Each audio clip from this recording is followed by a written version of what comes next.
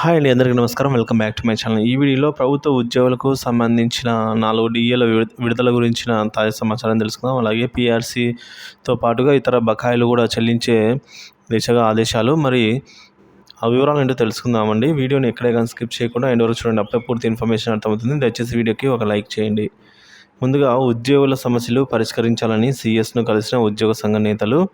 రాష్ట్ర ప్రభుత్వ ఉద్యోగుల సమస్యలు పరిష్కరించాలని టీజీఓ అలాగే టీఎన్జిఓ నేతలు సిఎస్ శాంతికుమార్ గారిని కోరడం జరిగిందండి.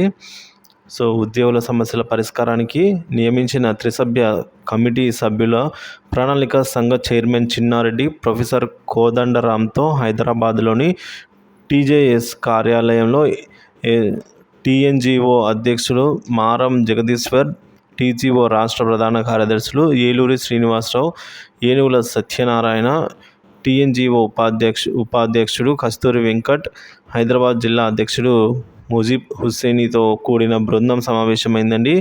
గెజిటెడ్ మరియు నాన్ గెజిటెడ్ అధికారులు ఎదుర్కొంటున్న పలు సమస్యలను కమిటీ సభ్యుల దృష్టికి తీసుకెళ్లారు.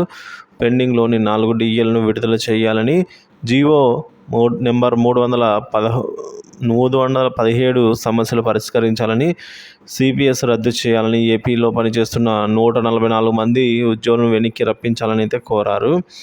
గచ్చిబౌలిలో ఇళ్ల స్థలాలు ఇప్పించడం, పెండింగ్ బిల్లులు మంజూరు చేయాలని, నూతన జిల్లాలకు అదనపు క్యాడర్ స్ట్రెంత్ మంజూరు వంటివి రాష్ట్ర స్థాయిలో జాయింట్ సాఫ్ట్ కౌన్సిల్ను ఏర్పాటు చేయాలని వినతి పత్రాన్ని అందజేశారు. సో సమావేశంలో పలు సంఘాల నేతలు కూడా పాల్గొన్నారండి.